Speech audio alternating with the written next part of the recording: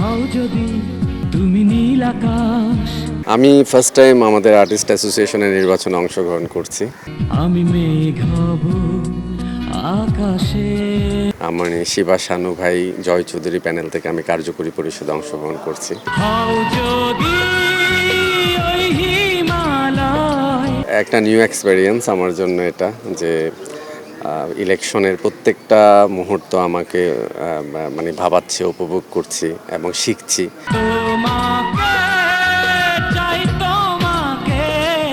সব কিছু মিলে খুবই ব্যস্ত, মানে গত 15 দিন খুবই ব্যস্ততার ভিতর। সামনে তো কালকে আমাদের এজিএম, এরপরে তো তফসিল ঘোষণা হবে, এরপর একেবারে রাত দিন পুরো ব্যস্ততায় থাকতে হবে। তার ভিতর ভোটারদের সাথে কথা বলা, ভোট চাওয়া, তাদের মতামত নেওয়া, বড় ইন্ডাস্ট্রির বড় বড় আমার অনেক গার্জিয়ান আছে, তাদের মতামত নেওয়া, সব কিছু মিলে ভালো। তবে একটা ভালো লাগার হচ্ছে আমাকে সবাই অ্যাপ্রিসিয়েট করেছে, যে আমাকে বলেছে যে অনেক আগে তোমার আসা দরকার ছিল, বাট তারপরেও এখন আসছো, খুবই ভালো। এটা এক নম্বর হচ্ছে বাপ্পা রাজ, বাপ্পা ভাই, এটা রাজ।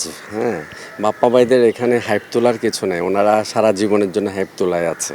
হ্যাঁ, ইন্ডাস্ট্রির রাজ্জাক আঙ্কেল, তার ছেলে বাপ্পা রাজ, উনি ফার্স্ট অফ অল ওনার পরিচয়, একান্ত পরিচয়, উনি অসম্ভব ইন্ডাস্ট্রির প্রিয় মানুষ, দেশের ভালোবাসার মানুষ। তাদের ইন্ডাস্ট্রির প্রত্যেকটা পার্সন ওনাকে ভদ্রতা, ওনার মানে ভালোবাসার মানুষ হিসেবে জানেন। তো ওনার হাইপ তোলার কিচ্ছু নাই, উনি নিজে মানে জন্মই নিয়েছেন হাইপ তুলে, এরকম আর কি।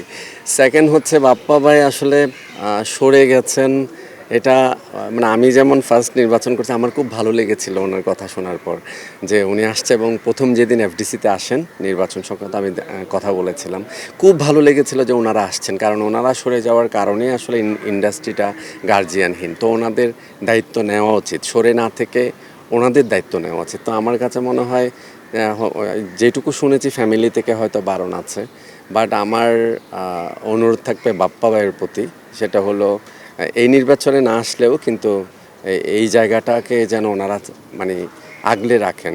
এটা ওনাদের ঘরবাড়ি হওয়া উচিত, এটা নায়ক রাজ্জাকের ইন্ডাস্ট্রি, এটা এটা এত সহজ ব্যাপার না, এটা অনেক বড় ব্যাপার ওনাদের। এটা ওনাদের বাপদাদার সম্পত্তি হবে এবং ওনাদের ছায়া তলে আমরা বেড়ে উঠবো।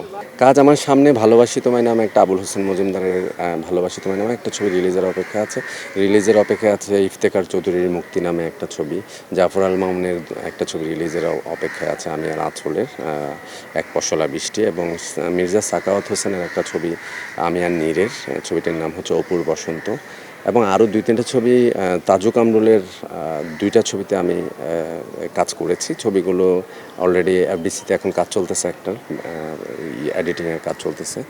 তো সব কিছু মিলে এই তো। আর এমনি প্যাচওয়ার্কের একটা ছবির কাজ আছে, আর নতুন কিছু কাজ হয়তো আমার ইলেকশনের পর এখন একদম টোটাল ফোকাস আমার, যেহেতু ফার্স্ট টাইম ইলেকশন করছি, প্রথম একদম আগামী 1 মাস টোটাল ফোকাস ইলেকশনের উপর। দর্শককে বলবো যে আমরা চলচ্চিত্রের মানুষ, আপনাদেরকে বিনোদন দেওয়ার চেষ্টা করি। তো যার ছবি রিলিজ হোক, যদি ভালো ছবি হয়, মনে হয় যে ট্রেলার দেখে যে হ্যাঁ এটা ফ্যামিলি নিয়ে দেখার মতো, তাহলে অবশ্যই আপনার পাশের হলে গিয়ে ফ্যামিলি সহ সবাই নিয়ে সিনেমা হলে গিয়ে আমার বাংলা ছবি দেখবেন, আমাদের সাথে থাকবেন, আমাদের জন্য সব সময় দোয়া করবেন।